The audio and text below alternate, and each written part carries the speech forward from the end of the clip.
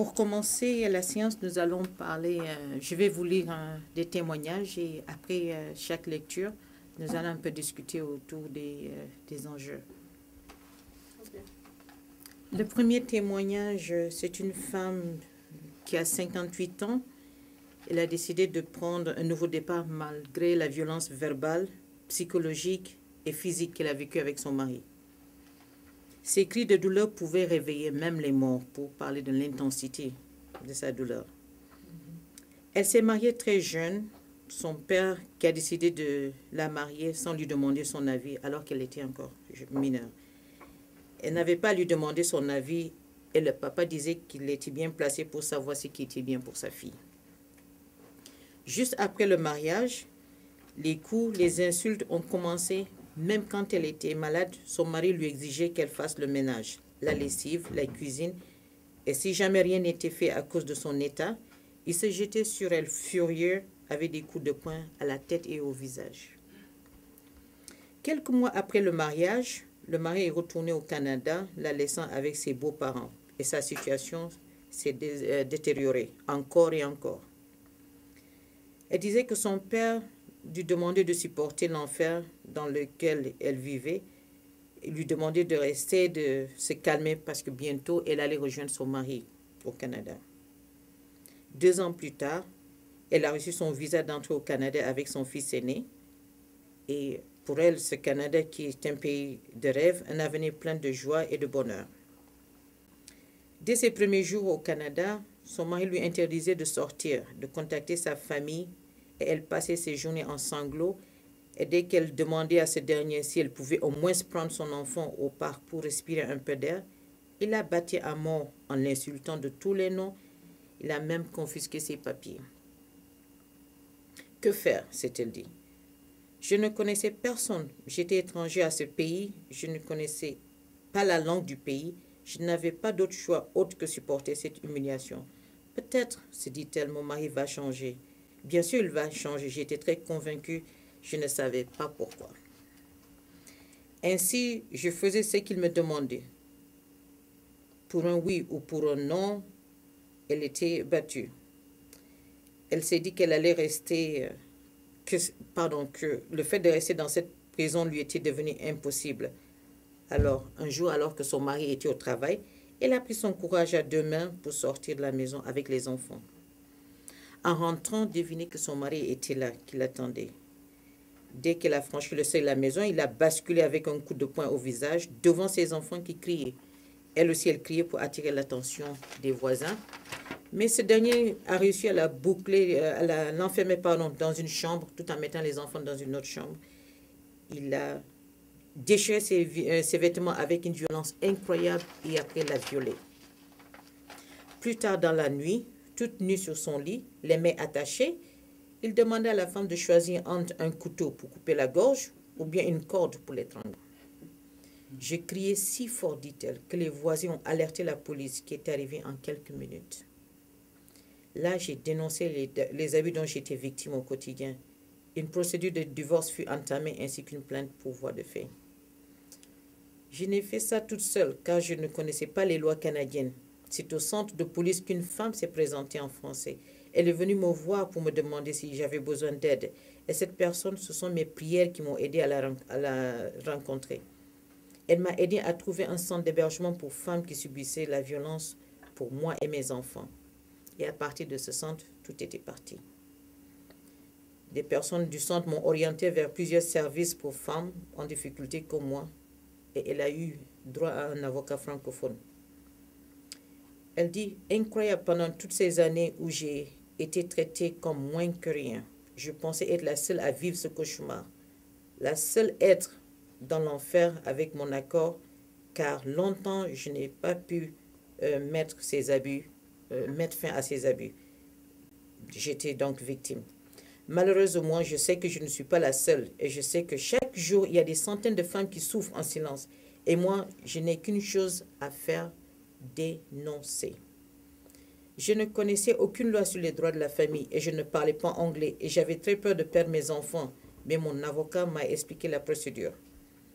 Aujourd'hui, le cauchemar est terminé. À 58 ans, j'ai décidé de prendre un nouveau départ dans la vie. Je ne crains rien et personne. À présent, je suis contente de prendre mon destin en main. Un témoignage vraiment touchant. Et d'après vous, le thème principal qui sortirait de ce témoignage tournerait autour de quoi? Quand on sait que la femme n'a pas eu à décider. C'est d'abord la coutume. Et puis ses parents qui lui disaient non, il faut rester. Hein. Et elle avait confiance à son père qui lui a choisi ce mari-là.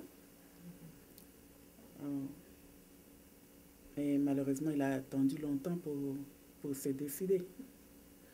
C'est la coutume qui a fait ça.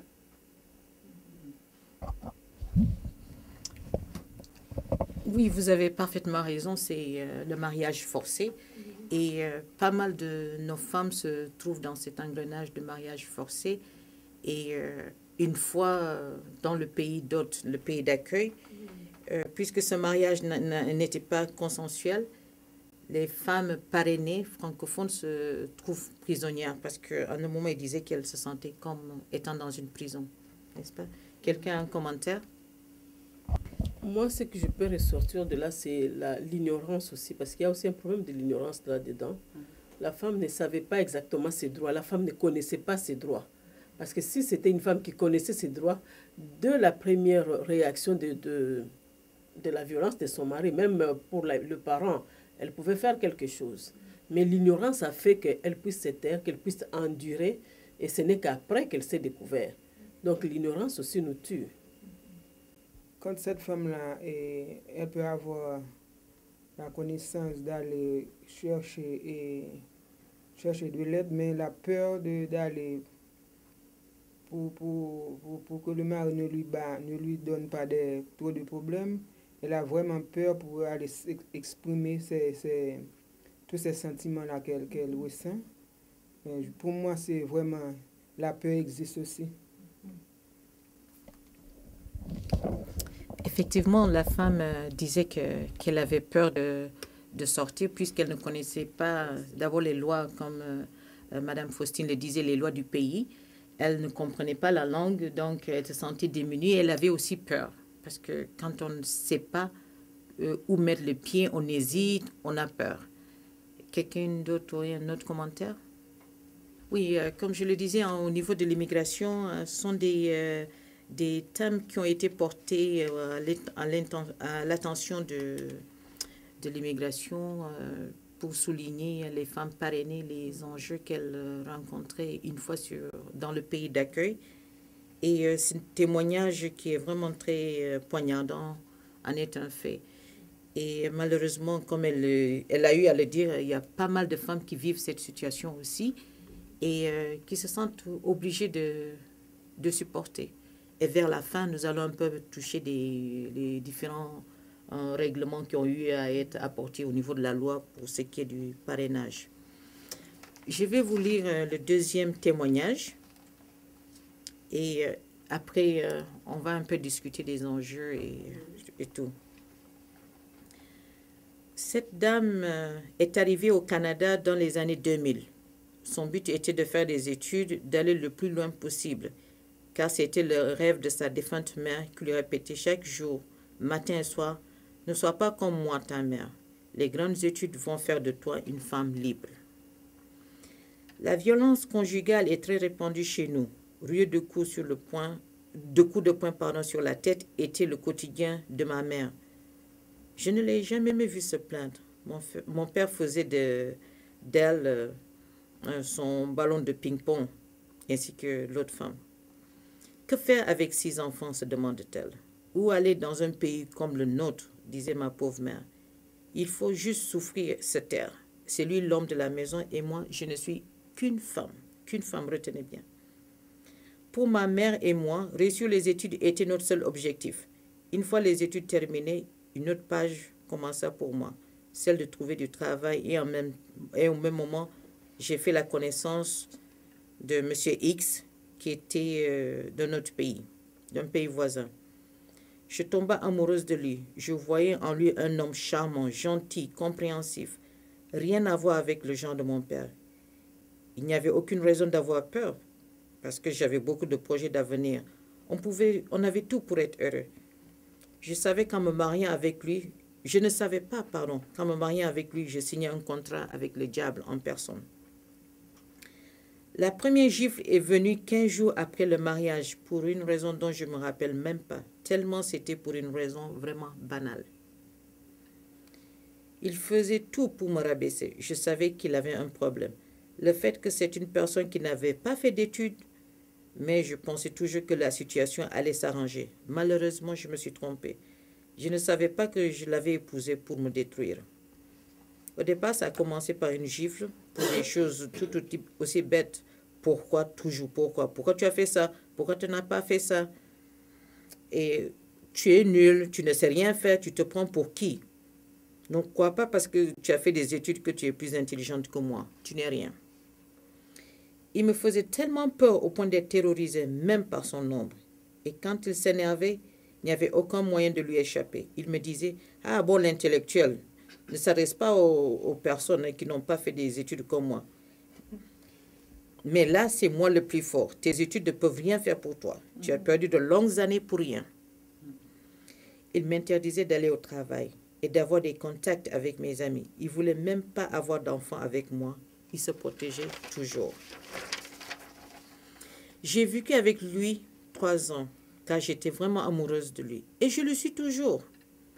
J'ai tout subi avec lui. Harcèlement moral, pression psychologique, insultes, coups, menaces, etc. Il levait sa main très souvent sur moi, me traitait comme une moins que rien, au point que je ne pouvais plus supporter cette situation. Je me suis dit, je ne peux plus vivre le cauchemar que ma mère a vécu. Il n'en était plus question. Je suis au Canada, pas dans mon pays. Et je peux y arriver, je peux m'en sortir.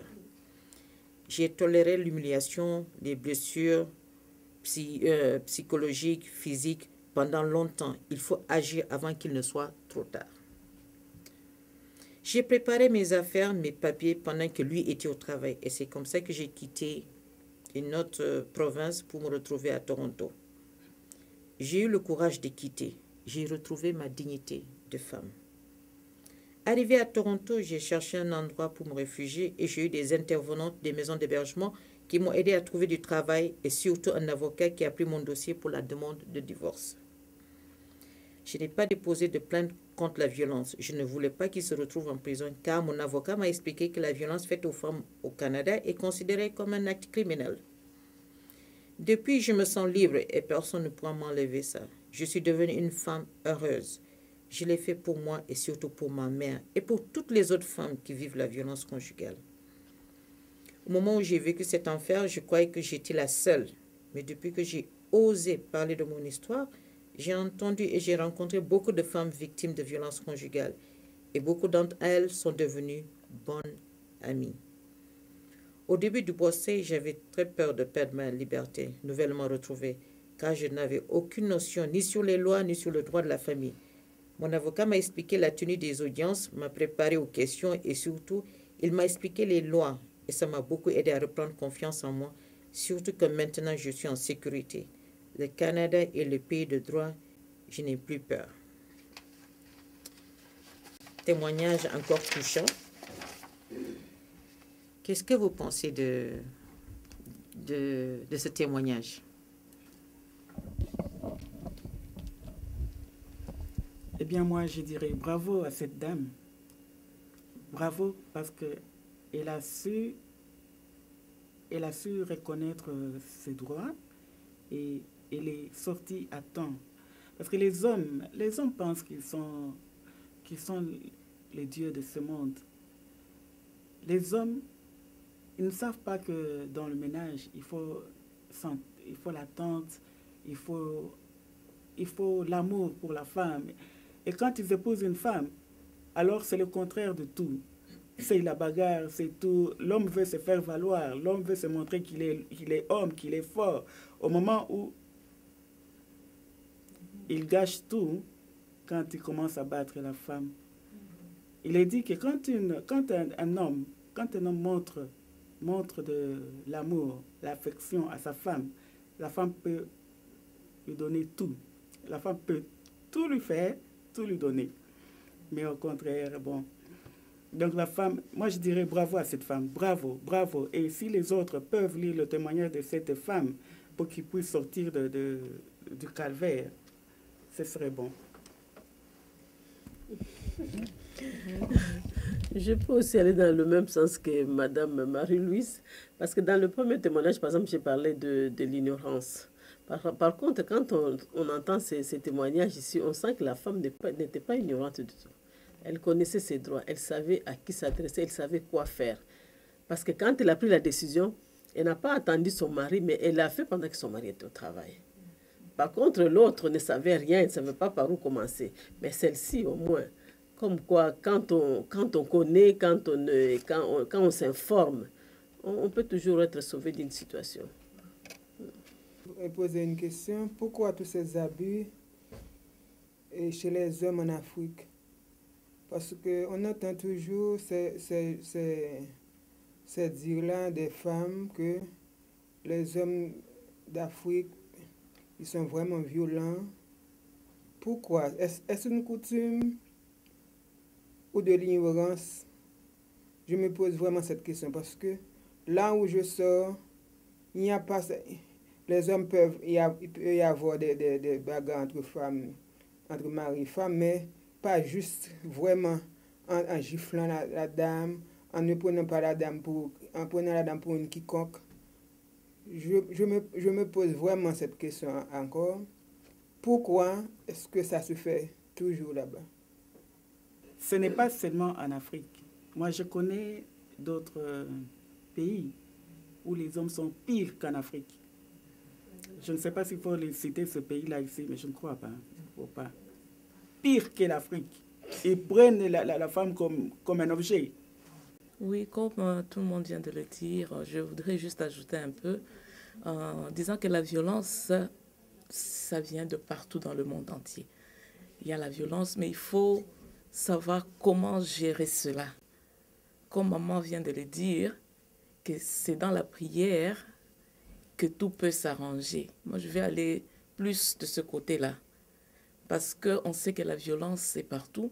Et la violence, c'est dans chaque jour, à chaque instant, il y a toujours violence. Alors, si on se met en tête qu'il y a violence et qu'on doit chercher tout le temps à divorcer ou à se séparer, moi, je ne trouve pas que ça, c'est une bonne idée.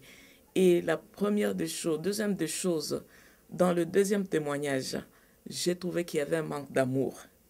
Il y avait un manque d'amour d'une part, je peux dire du côté peut-être de l'homme ou de la femme. Parce que si l'un ou l'autre s'aime, ou bien si la femme aime bien son mari, il va le supporter. La violence, on ne peut pas dire que la violence vient de tel pays, ou bien c'est pour telle race, ou bien c'est pour tel genre de personnes. La violence est partout, et dans tous les milieux, dans tous les pays, dans toutes les races. Peu importe les niveaux que vous avez, peu importe la couleur de votre peau, vous pouvez être victime de la violence, et ça se trouve partout.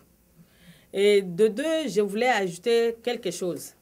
Si on regarde bien les témoignages de cette jeune dame, la dame, elle a étudié, le monsieur n'a pas étudié. Et il y a une contradiction dans leur façon de vivre.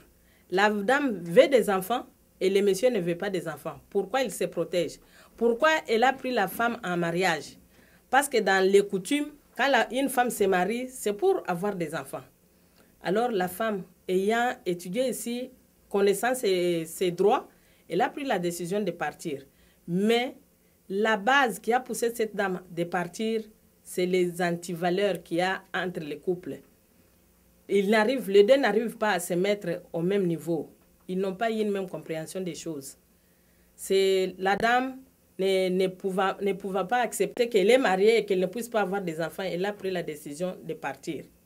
Là, ma question serait de savoir, une femme qui prend la décision de partir, de quitter son mari et aller jusqu'au divorce, parce que son mari ne veut pas qu'elle puisse avoir des enfants. Dans ces cas, j'aimerais savoir, est-ce qu'au niveau des lois ici au Canada, est-ce qu'une femme peut aller se présenter pour tel motif et demander le divorce? C'est ça ma question, et puis j'aimerais vraiment avoir les explications. Merci, Maman Anne, pour cette question bien sûr pertinente. Ben, au niveau de la loi au Canada, il y a plusieurs raisons qui pourraient justifier un divorce. Et quand il y a ce qu'on appelle incompatibilité d'humeur, quand les deux ne parviennent plus à s'entendre, quand il y a certaines décisions ou des décisions qui sont très importantes pour l'un des conjoints où il n'y a pas un consentement, un consensus, ils sont libres de divorcer. Parce que à quoi bon continuer de vivre ensemble quand il y a des choses qui nous tiennent vraiment à cœur et qu'on ne parvient pas à les avoir, plutôt que d'aller commettre l'adultère ailleurs et de venir avec un enfant qui n'est pas du foyer, ça aggraverait la situation chez certaines personnes. Donc, il n'y a aucune loi qui mettrait frein à la demande d'un divorce pour incompatibilité d'humeur.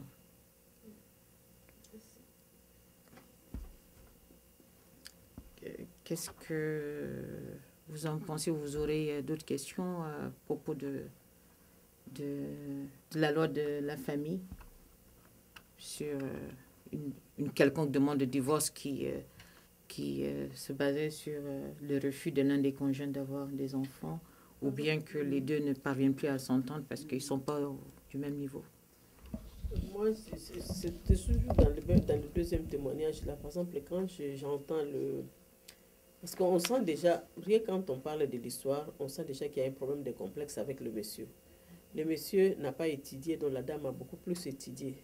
Et souvent, dans un ménage, quand la dame est plus haut et que le monsieur est en dessous de madame, ça pose toujours certains problèmes. Alors, est-ce que les lois ici au Canada permettent aussi que, par exemple, dès qu'on remarque cette histoire de ce genre de situation dans le foyer, qu'on puisse carrément demander le divorce? Parce que déjà, on sent qu'il y a un problème d'incompatibilité de comportement. Ben, je voudrais être clair que le pays au Canada n'encourage pas le divorce juste pour un oui ou pour un non. Quand on parle d'incompatibilité d'humeur, c'est dans des cas où il y a vraiment un impact dans l'épanouissement de l'un des conjoints. Et remarquez bien qu'il y a violence quand même.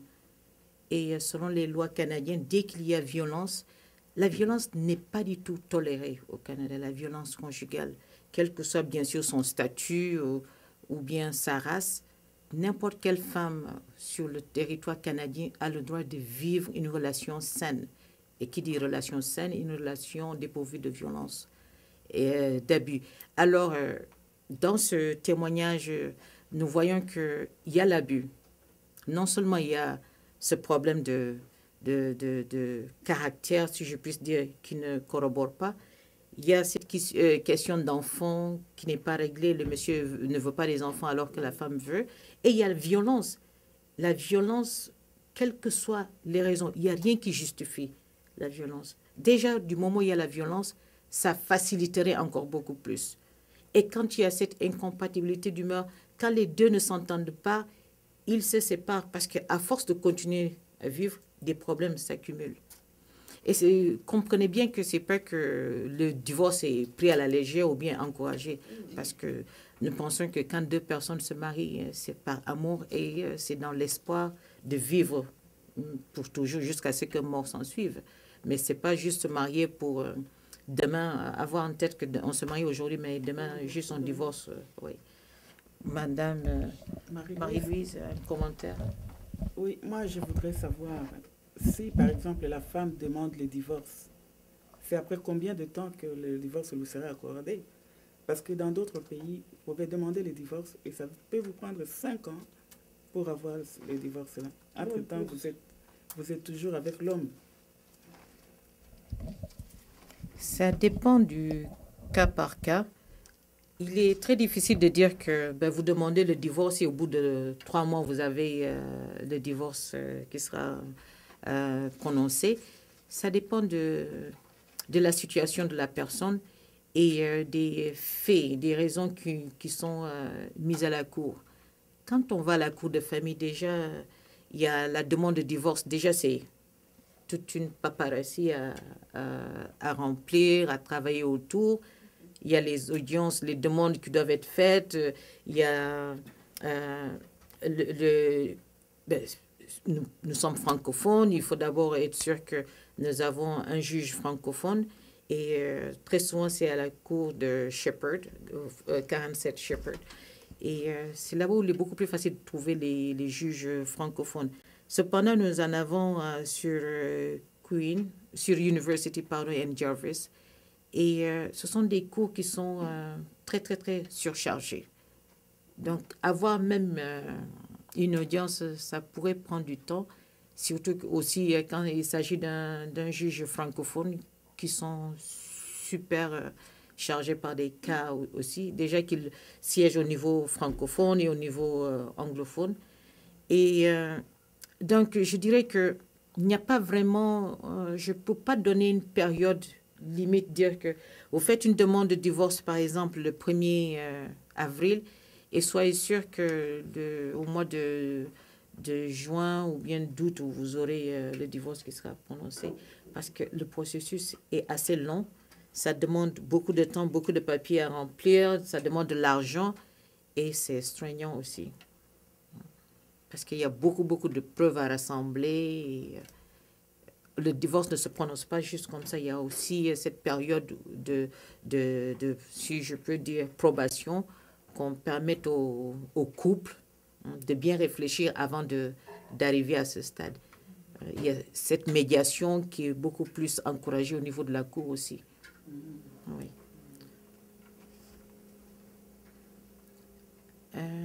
Quelqu'un aurait une question sur ce cas toujours? Oui, Madame Marie-Louise. Oui, je voulais, la médiation là qui peut se faire à la cour, est-ce qu'il n'y a pas un centre qui s'occupe des couples en discorde? Il n'y a pas un centre? Quand on parle de médiation, c'est effectivement donner une chance au couple de voir est-ce qu'il y a des moyens de faire des compromis, de ne pas arriver à ce niveau ultime qui serait le divorce. Et nous, par exemple, à Oasis Centre des femmes, nous ne prenons pas la médiation parce que nous utilisons l'approche féministe. Et quand on dit médiation, déjà quand la femme est abusée, il y a ce déséquilibre de pouvoir. L'abuseur a tendance à se mettre un peu au-dessus et la femme se trouve à un niveau inférieur. Et quand il y a médiation, il y a cette intimidation et beaucoup de choses qui tournent autour. Mais dans la vie, dans les autres organismes, effectivement, ils encouragent la médiation. Et un centre spécifique où les couples vont pour la médiation, c'est très souvent au niveau des cours. Il n'y a pas juste un centre où on va dire, on y va juste pour la médiation et le travail, c'est juste ça. Parce qu'il y a les avocats de l'un ou de l'autre qui essaient de trouver un lieu favorable et un moment favorable pour les deux, c'est-à-dire le mari et sa femme. Et aussi, il y a le représentant de la femme et le représentant de l'homme qui essaient de se rencontrer. Souvent, on essaie de les mettre dans des chambres, bien sûr, différentes, dans des salles différentes, parce que des fois, le face-à-face, ça crée beaucoup plus de conflits. Et chacun donne ses conditions et on essaie de jouer avec. Donc, c'est quand même assez difficile. Vous voulez dire qu'on ne peut pas créer un service de médiation et n'est pas en mesure de créer un service de médiation pour le cas de divorce, par exemple? En fait, ce n'est pas que Oasis n'est pas en mesure de créer. C'est l'approche que nous utilisons qui ne permet pas la médiation. Peut-être que j'expliquerai brièvement ce que c'est l'approche féministe. L'approche féministe, c'est redonner ce pouvoir que la femme a perdu. Donc, quand on parle de médiation, il y a des équilibres de pouvoir, comme je le disais. Et l'approche féministe veut que la femme reprenne pouvoir sur sa vie, qu'elle n'ait pas à se soumettre à certaines choses qu'elle n'est pas à l'aise avec. Vous voyez. Donc, c'est cette histoire de empowerment, reprise de pouvoir. Et dans chaque organisme qui travaille avec cette approche n'est pas pour la médiation. Parce que vous savez, le cycle de la violence, c'est pas facile de le briser. Il faudra que cette femme reprenne du pouvoir, qu'elle se dise, je dis non à la violence, comme dans pas mal de ces témoignages, il y a le mot dénoncer. Toutes ces femmes disent, je dénonce. Dénoncer, c'est dire non, et aussi mettre sur place les mécanismes qui permettent à ces femmes de prendre du pouvoir, les différentes ressources, entre autres les lois canadiennes, qu'elles s'empruntent de ces lois, qu'elles sachent, par exemple, dans telle situation, voilà ce que je peux prendre, voilà ce que je peux faire, je peux passer par là pour arriver à ça. Vous voyez. Donc, c'est un peu différent de ne pas avoir les moyens ou bien de ne pas vouloir et de pouvoir. Ça ne corrobore pas. Parrainé par mon ex-mari Ladji, il est guinéen, tout comme moi. La belle vie m'attendait les bras ouverts. Je faisais des projets énormes, tels que faire des études, chose que je n'ai pas pu faire dans mon pays pour plusieurs raisons. Je m'attendais à une lune de miel infinie, mais j'avais tort. Dès le début, Ladji était très froid, désagréable et surtout très autoritaire. Il n'achetait pas à manger, sachant que je n'avais aucun sou sur moi. Je restais des jours sans rien avaler. Il me disait qu'il n'avait pas assez d'argent pour nous deux, ou pour telle ou telle chose, il faut serrer la ceinture pour pouvoir payer le loyer.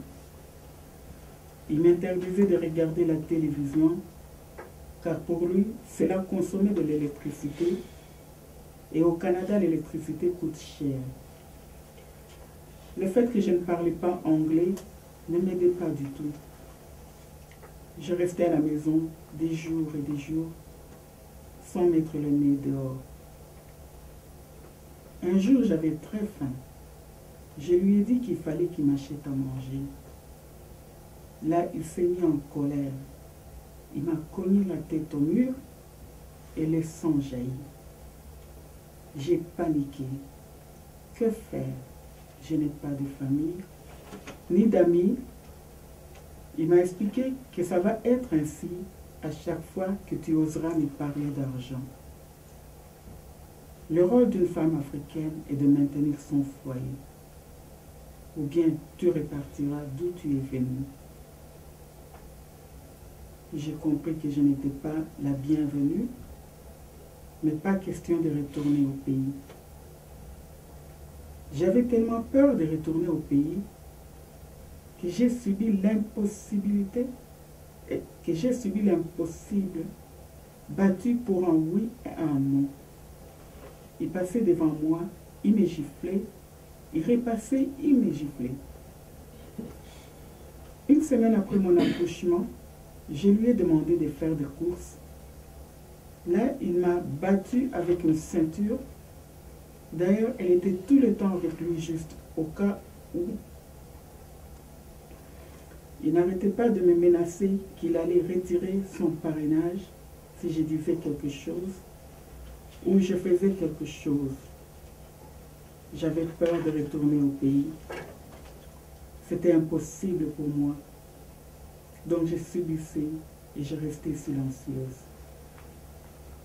Je me disais que c'était mon destin. Et puis chez nous, la femme doit subir et se taire. L'abus est considéré comme une chose normale.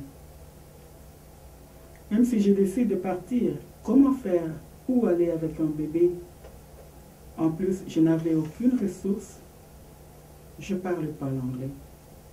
Je ne savais pas comment faire pour avoir des informations.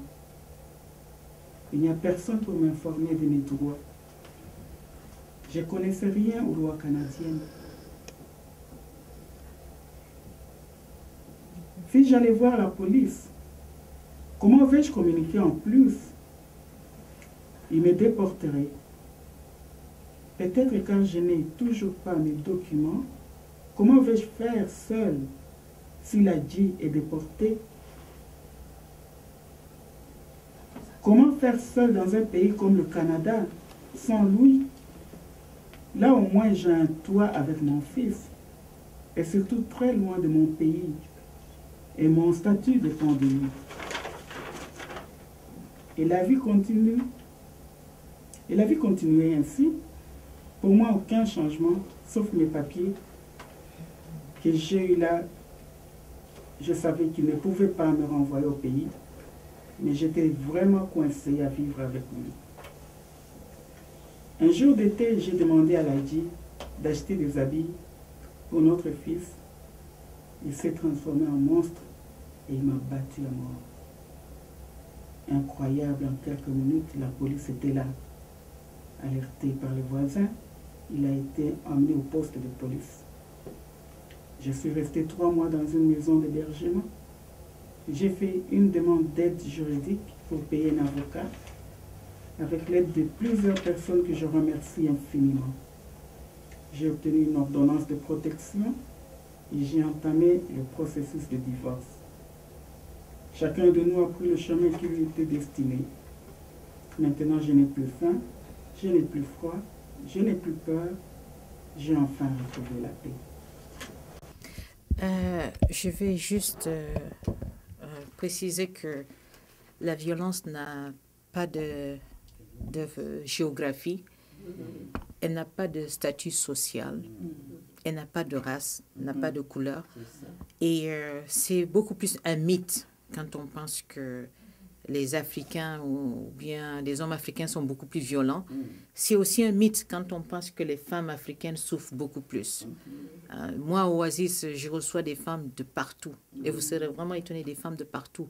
Et quand une femme te parle de sa situation, des fois tu es, oh bon Dieu, je ne savais même pas que ça existe. Je ne savais pas que ça pouvait être aussi poussé.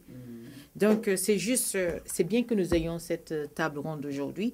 Et je voudrais qu'en sortant d'ici, que chaque femme sache que la violence n'a pas de couleur. Elle n'est pas écrite ici sur le front. Une fois qu'on sort, on sait que oh, cette femme vit de la violence parce qu'elle fait partie de telle catégorie. Non. Vous pouvez voir une femme bien mise, qui a une autorité, et pourtant elle est abusée au foyer. Hein? Donc, bannissons, enlevons ce mythe. Toute femme peut se retrouver dans cette catégorie si elle l'accepte. C'est ça, c'est bien, voilà. l'acceptation. C'est ça aujourd'hui que nous voulons que... Parce que chaque fois, les femmes disent dénoncer, dénoncer. Un des slogans principaux de Oasis, c'est briser le silence. Hein, de ne plus accepter que cette violence... Parce qu'auparavant... la violence conjugale était dans la sphère privée, c'est-à-dire dans la famille, c'est mon affaire. Le voisin voit que ça ne va pas. Oh non, non, non, je ne m'engage pas parce que c'est la vie privée de mon voisin et tout. C'est pour ça que nous avons une campagne qui s'appelle Voisine et Amis et famille. C'est même si on ne vit pas la violence, on peut être ambassadrice, on peut être ambassadeur.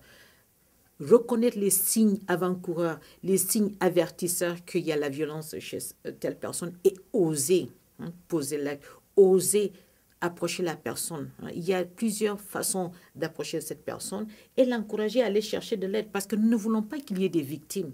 Nous ne voulons pas que les femmes soient assassinées par leur conjoint. Et il y a des lois, n'oubliez surtout pas qu'il y a des lois qui protègent ces personnes qui vivent de la violence. Et ces lois sont là, sont des outils que les femmes doivent prendre, se ceindre de ces lois et pouvoir dire non, j'ai droit à une vie saine, une vie dépourvue d'abus. Et vraiment, je suis contente d'être là et ce témoignage, encore une fois, montre le combat que les femmes mènent. Et heureusement qu'il y a des lois qui sont là pour ces femmes.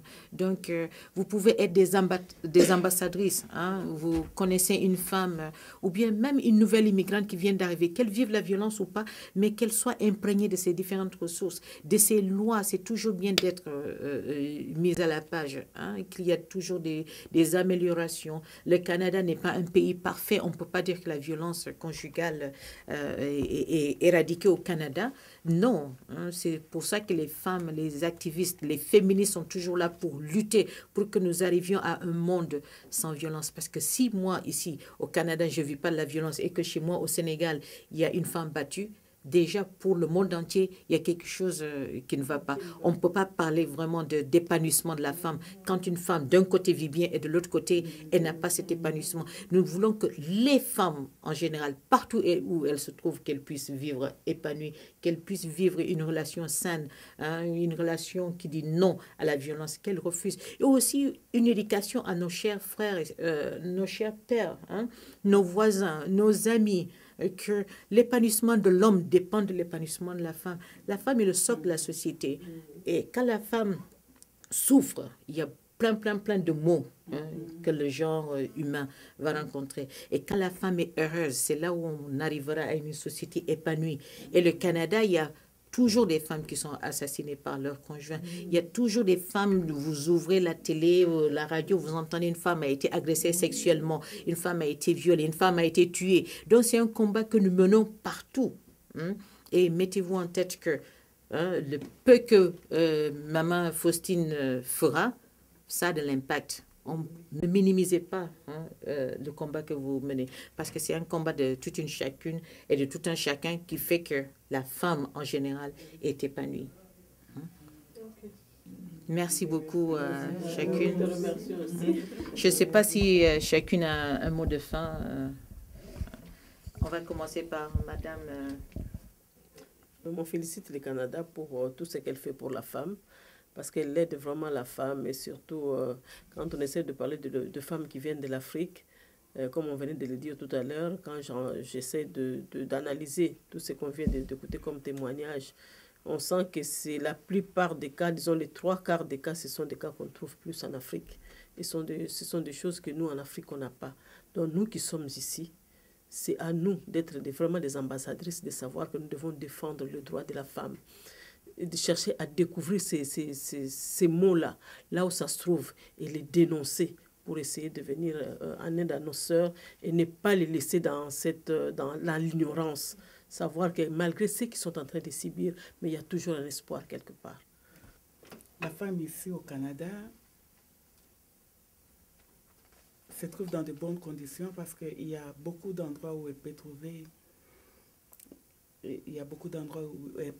l'aide, elle peut trouver ceux qui peuvent lui dire faites telle chose ici, etc.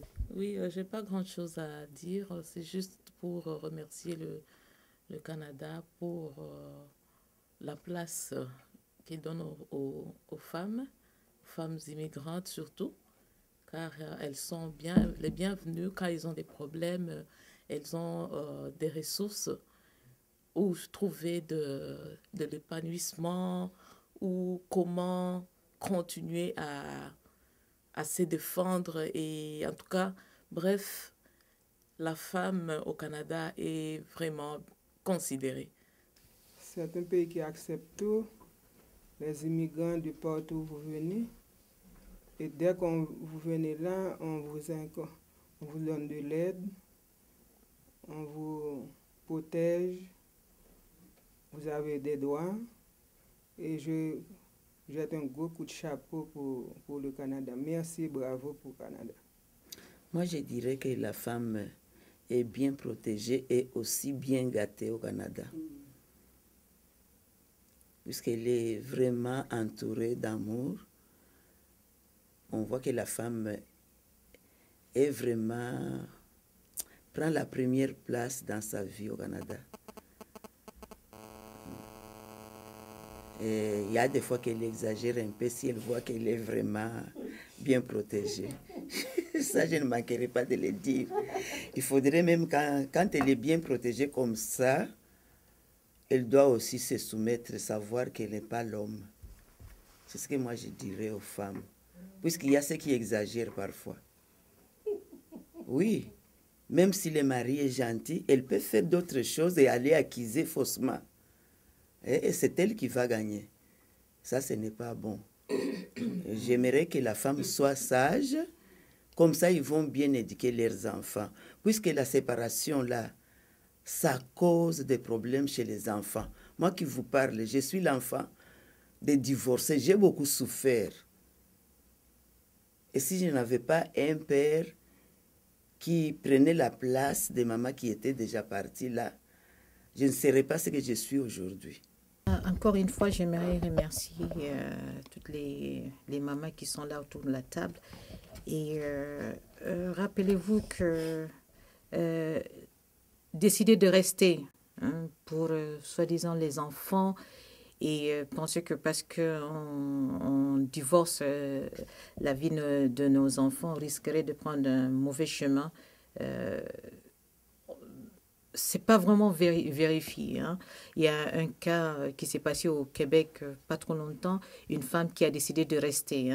Elle avait 3 enfants qui a décidé de rester alors qu'elle vivait la violence. Tout le quartier était au courant, la famille était au courant. Elle a décidé de rester. Vous savez ce que le mari a fait? Le mari les a tués et les a carbonisés. Donc, oui. Et lui, il s'est tué à la fin. Vous voyez, c'est... Il était africain. Ça n'a pas de raison, la couleur. Non, ce n'était pas un Africain, mais c'est pour vous dire que rester, maintenir la violence a toujours des répercussions très, très, très néfastes. Ce n'est pas parce qu'on est divorcé que les enfants vont prendre un mauvais chemin. Ce n'est pas parce qu'on a décidé de mettre fin à la violence. Au contraire, c'est un bel exemple que nous donnons à ces enfants que la violence n'est pas acceptée.